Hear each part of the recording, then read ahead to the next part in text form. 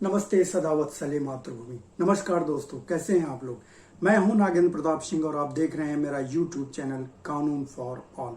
स्वागत है आपका वकालत की दुनिया में।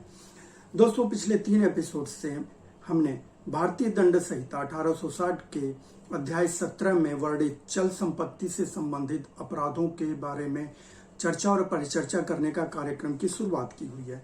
पहले 3 एपिसोड में हमने देखा कि चोरी क्या होती है, छिनैती क्या होती है और एक्सटॉर्शन क्या होता है। इन तीनों अपराधों को का गठन करने वाले आवश्यक इंग्रेडिएंट्स यानी कि कारक कौन कौन से होते हैं, इन तीनों अपराधों को एक दूसरे से भिन्न कैसे किया जा सकता है। चोरी धारा 378 के अंतर्गत परिभाषित है। छिनैती धारा सेक्शन 379A के अंतर्गत परिभाषित किया गया है। एक्सटॉर्शन यानी कि जबरिया वसूली को सेक्शन 383 के अंतर्गत परिभाषित किया गया है। ये सब के सब जितने भी अपराध हैं दोस्तों, ये या तो judicial magistrate first class court के द्वारा विचारण किए जाते हैं या फिर ऑनरेबल मजिस्ट्रेट कोर्ट के द्वारा इनका ट्रायल चलता है, इन पर विचारण किया जाता है और अपराधों की गंभीरता के अनुसार ही इस पे दंड का प्रावधान किया गया है। तो चोरी हमने देख ली, हमने छिनैती देख ली और हमने जबरिया वसूली देख लिया। आज के एपिसोड में हम बात करेंगे इन तीनों अपराधों का जो परिष्कृत रूप होता है यानी जो गंभीरतम रूप होता है उसके बारे में। इसे दोस्तों हम रॉबरी या डकैती के नाम से जानते हैं। रॉबरी के बारे में बात करने से पूर्व हमें सिर्फ एक बात पर ध्यान ये देना होगा कि रॉबरी और डकैती में अंतर क्या है। मूल रूप से रॉबरी और डकैती में कोई खास अंतर नहीं होता दोस्तों, लेकिन इसमें जो अंतर या विभिन्नता पैदा करता है वो अपराधियों की संख्या होती है। रॉबरी करने के लिए अपराधियों की संख्या 4 या 4 से कम होनी चाहिए और डकैती का अपराध करने के लिए अपराधियों की संख्या 5 या 5 से अधिक होती है। यानी कि अगर कोई अपराध रॉबरी की श्रेणी में आता है और उसमें 5 या 5 से अधिक लोगों ने मिलकर वो अपराध किया है तो दोस्तों वो डकैती का काम हो जाएगा। और डकैती जो है एक non compoundable, non bailable, cognizable और ट्राइबल बाय सेशन कोर्ट है। यानी कि गैर जमानती अपराध है, संज्ञेय अपराध है, अशमनीय अपराध है और इसका विचारण यानी कि डकैती का जो विचारण होता है वो सत्र न्यायालय में होता है, परंतु रॉबरी तक जो विचारण होता है वो judicial magistrate first class court तक होता है। यानी कि प्रथम वर्ग दंडाधिकारी न्यायालय के कोर्ट में इस रॉबरी तक का विचारण होता है। अब मित्रों ये देखना है कि रॉबरी क्या होती है।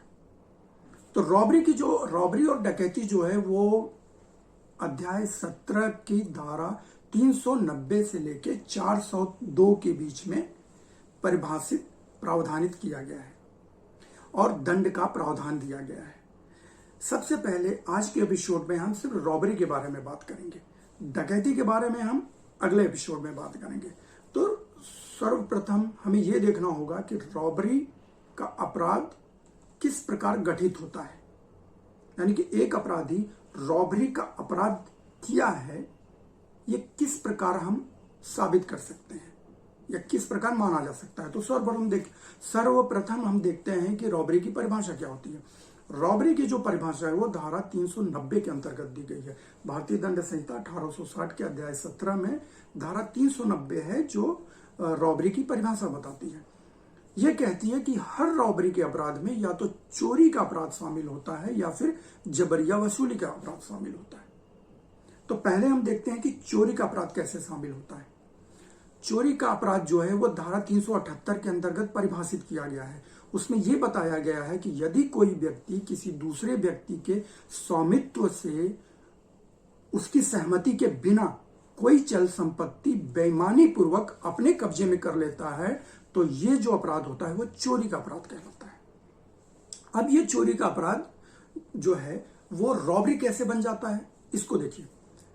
धारा 390 कहती है कि जब कोई व्यक्ति चोरी का अपराध करते समय या चोरी के अपराध का प्रयास करते समय चोरी का सामान ले जाते समय या चोरी का सामान ले जाने का प्रयास करते हुए किसी व्यक्ति को जान से मार देता है या उसे गंभीर चोट पहुंचाता है या उसको कहीं आने जाने से अवैधानिक पूर्वक रोक देता है।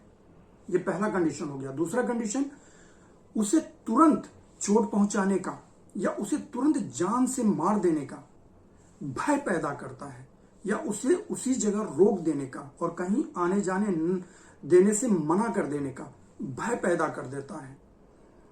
और यह करते हुए यदि बेईमानी पूर्वक उसकी सहमति के बिना उसकी संपत्ति अपने कब्जे में ले लेता है, तो यह जो चोरी का अपराध है रॉबरी का अपराध कहलाता है।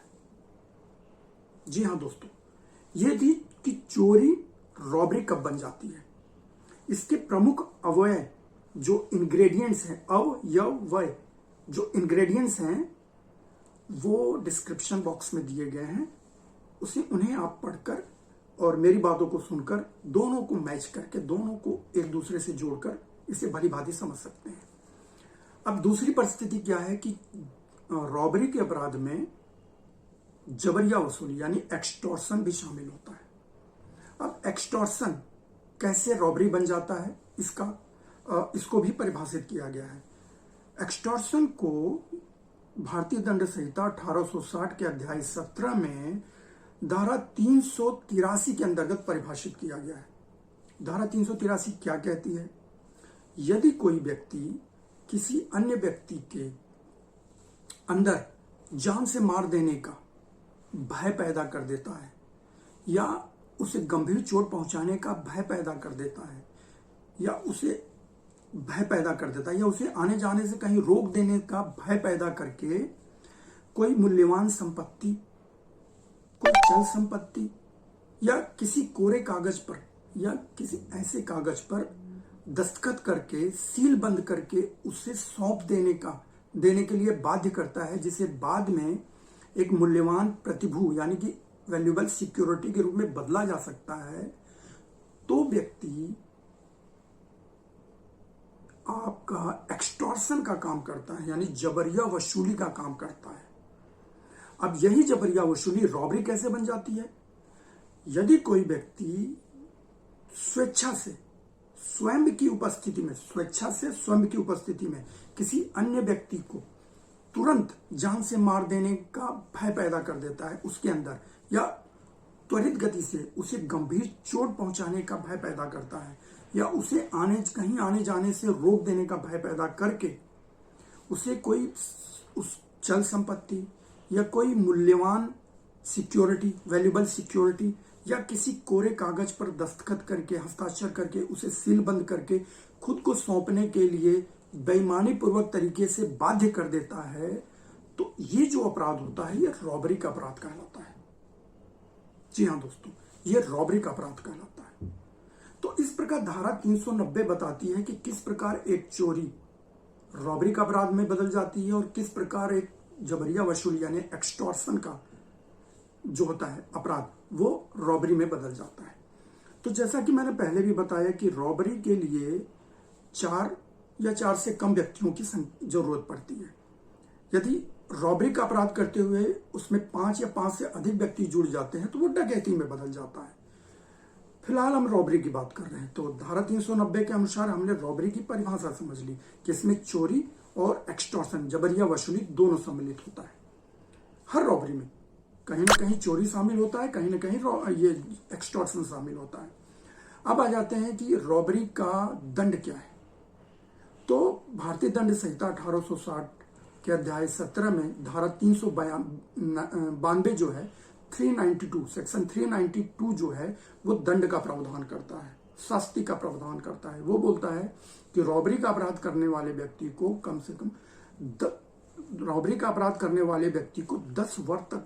10 वर्ष तक के कठोर कारावास की सजा हो सकती है और जुर्माना भी हो सकता है।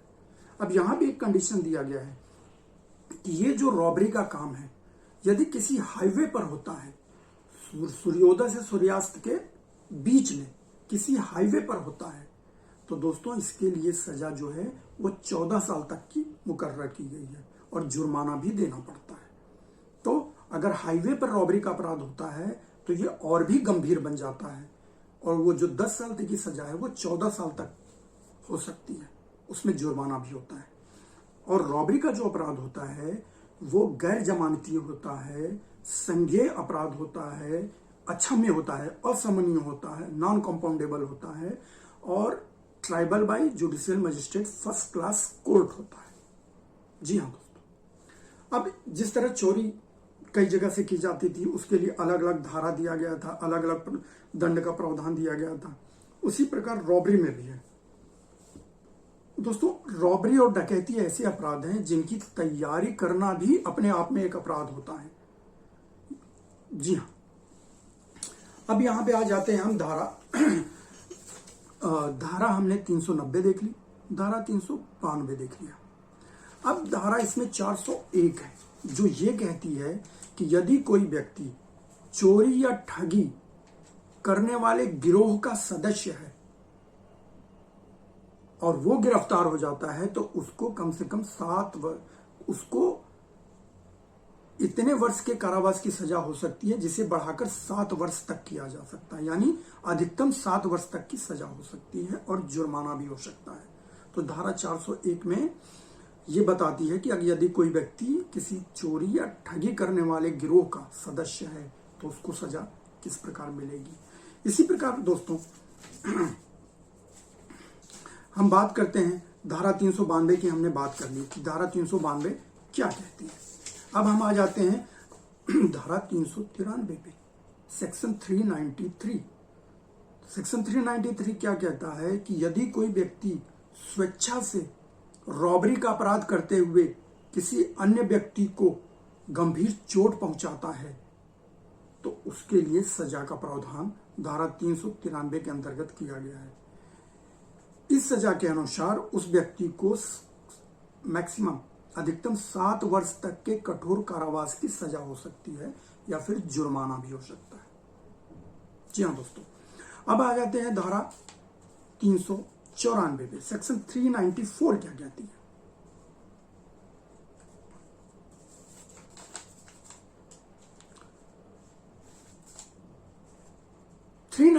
के बारे में अभी मैंने बता दिया गलती से। 394 कहती है दोस्तों कि स्वेच्छा से रॉबरी का अपराध करते हुए यदि व्यक्ति किसी को चोट पहुंचा देता है, रॉबरी का अपराध करते हुए गंभीर चोट ही होगी, किसी व्यक्ति को अगर चोट कारित कर देता है तो उसके लिए उसे सजा अधिकतम 10 वर्ष तक के कठोर कारावास की हो सकती है और उसे जुर्माना भी लग सकता है। जी, तो धारा 394 में रॉबरी का अपराध करते हुए स्वेच्छा से चोट कारित करना आवश्यक होता है, लेकिन धारा 393 क्या कहती है, वो नॉर्मल रॉबरी की बात करती है। जी हाँ, धारा 393 कहती है कि रॉबरी का प्रयास करते हुए यदि कोई व्यक्ति पकड़ लिया जाता है, रॉबरी का प्रयास करना, एक प्रयास करके सफल हो जाना और रॉबरी का अपराध कर देना, वो एक अलग बात हो गई। रॉबरी का प्रयास करते हुए यदि कोई व्यक्ति पकड़ लिया जाता है तो धारा 393 के अनुसार उसे 7 वर्ष तक के कठोर कारावास की सजा हो सकती है और जुर्माना तो होगा ही। ये सभी अपराध, रॉबरी के जितने भी अपराध हैं वो सभी अक्षम्य हैं, नॉन कंपाउंडेबल हैं, नॉन बेलेबल हैं और कॉग्निजेबल हैं। Tribal bye judicial magistrate first class court है। इनका विचारण प्रथम वर्ग दंडाधिकारी न्यायालय के कोर्ट में किया जाता है। ठीक है दोस्तों, धारा 401 के अंतर्गत हमने बता दिया कि यदि कोई व्यक्ति चोरी या ठगी करने वाले गिरोह का सक्रिय सदस्य है तो उसे सजा हो सकती है कितने वर्ष की, कम से 7 वर्ष तक की सजा हो सकती है। 7 वर्ष अधिकतम है, उसे 1 वर्ष की, 2 वर्ष की, 3 वर्ष की, उसके अपराध की आवृत्ति के अनुसार सजा दी जा सकती है जो अधिकतम 7 वर्ष तक की हो सकती है। उस पर जुर्माना भी लग सकता है। तो दोस्तों अब इस चीज को हम एक उदाहरण से समझ लेते हैं। जैसे उदाहरण क्या है कि रमेश बाबू बैंक से पैसा निकालकर अपने घर की तरफ जाते हैं एक झोले में रखकर। अब रमेश बाबू झोले में पैसे लेकर पैदल ही अपने घर की तरफ चलते हैं। रास्ते में एक गली मिलती है जिसमें रॉबर्ट, फ्रांसिस, पॉल और डिसूजा ये 4 लोग वहां पे खड़े हैं। रॉबर्ट, फ्रांसिस, पॉल और डिसूजा ये चारों लोग वहां पे खड़े होते हैं। ये लोग तब तक रमेश की तरफ देखते नहीं है जब तक कि रमेश उनके पास पहुंच नहीं जाता है। अब जैसे ही रमेश उनके पास पहुंचता है, रॉबर्ट पीछे से रमेश के आता है और उसकी पीठ पे रिवॉल्वर तान देता है उधर फ्रांसिस, पॉल और डिसूजा तीनों रमेश के सामने आ जाते हैं और फ्रांसिस कहता है कि अपना बैग मेरे हवाले कर दो वरना रॉबर्ट तुमको गोली मार देगा। अब रमेश इस बात से डर जाता है और वो अपना बैग फ्रांसिस को दे देता है और इस प्रकार रॉबर्ट, फ्रांसिस, डिसूजा और पॉल रमेश के बैग को लेकर, पैसों से भरे बैग को लेकर भाग जाते हैं। तो दोस्तों, ये रॉबरी का कार्य है। ये जो अपराध होता है रॉबरी का अपराध होता है। इसमें सारे तत्व आपके दिए गए हैं, सारे अवयव जो इंग्रेडिएंट्स हैं वो आपको मिल जाते हैं। जैसे तुरंत जान से मारने का भय दिखाकर रमेश से उसकी चल संपत्ति यानी पैसे से भरा बैग उसे देने के लिए बाध्य कर दिया जाता है और वो बैग लेने के बाद वो चारों लोग वहां से फरार हो जाते हैं। तो अपराधियों की संख्या 4 है, इसलिए रॉबरी है। तुरंत जान से मारने की धमकी दी गई है और ये भय पैदा किया गया है कि अगर तुमने बैग हमको नहीं दिया तो हम तुम्हें जान से मार देंगे। तो अपनी जान बचाने के डर से रमेश वो बैग उनको दे देता है और इस प्रकार रॉबरी के अपराध का गठन होता है और रॉबरी के अपराधों का सारा इंग्रेडिएंट मिल जाता है। और ये दोस्त अब इसी घटना में अगर 5 व्यक्ति जुड़ जाएं या 6 व्यक्ति जुड़ जाएं या 5 से अधिक 6, 7, 8 व्यक्ति जुड़ जाएं तो दोस्तों यही घटना जो होगी ना, रॉबरी नहीं रहेगी बल्कि डकैती में बदल जाएगी। और ये डकैती का जो ट्रायल है, विचारण है, वो सेशन कोर्ट में होता है, सत्र न्यायालय में होता है। अब ये तो एक गली मोहल्ले में इन 4 लोगों ने रमेश के खिलाफ ये अपराध किया, लेकिन यही अपराध अगर ये 4 लोग हाईवे पे करते, सनराइज से सनसेट के बीच में यानी सूर्योदय से सूर्यास्त के बीच में रमेश को अगर ये लोग हाईवे पे लूटते तो इनके लिए जो सजा का प्रावधान था वो 14 साल तक के कठोर कारावास की सजा हो सकती थी। लेकिन इन्होंने गली मोहल्ले में लूटा है, इसलिए इन्हें 10 वर्ष तक के कठोर कारावास की सजा हो सकती है और जुर्माना भी हो सकता है। तो इस प्रकार हमने देखा कि रॉबरी के अपराध किस प्रकार गठित होता है। मित्रों, आगे के एपिसोड में हम देखेंगे कि रॉबरी कैसे डकैती बन जाती है और डकैती के अपराध के लिए दंड का प्रावधान किन किन धाराओं के अंतर्गत किया गया है। याद रखिए, रॉबरी और डकैती एक ऐसा अपराध है, ये एक ऐसा अपराध है जिसकी तैयारी करना भी अपने आप में एक अपराध होता है। डकैती डालने के लिए एकत्र होना भी अपने आप में एक अपराध होता है। रॉबरी की तैयारी करना भी अपराध होता है। तो मित्रों, मुझे पूरी उम्मीद है कि इस चर्चा और परिचर्चा को सुनने के पश्चात रॉबरी का कंसेप्ट क्लियर हो गया होगा और डिस्क्रिप्शन बॉक्स में दिए गई सूचना के आधार पे हम मेरे द्वारा किए गए चर्चा और परिचर्चा को जब हम मेल कराएंगे तो बातें और भी स्पष्ट हो जाएंगी। तो अभी रॉबरी के बारे में सोचिए, रॉबरी के अवयव के बारे में सोचिए, इंग्रेडिएंट्स के बारे में सोचिए, उस पर मिलने वाली सजा के बारे में सोचिए, कमेंट्स करिए और मेरे YouTube चैनल को सब्सक्राइब जरूर करिए दोस्तों, क्योंकि आपकी हौसला अफजाई ही मुझे और भी अच्छे तरीके से इन अपराधों पर चर्चा और परिचर्चा करने के लिए मेरा साहस बढ़ाएगी, मुझे उत्साहित करेगी। तो आज के लिए इतना ही। अगले एपिसोड में मिलेंगे हम डकैती के अपराध पर चर्चा और परिचर्चा करते हुए। तब तक के लिए खुश रहिए, मुस्कुराते रहिए। जय हिंद।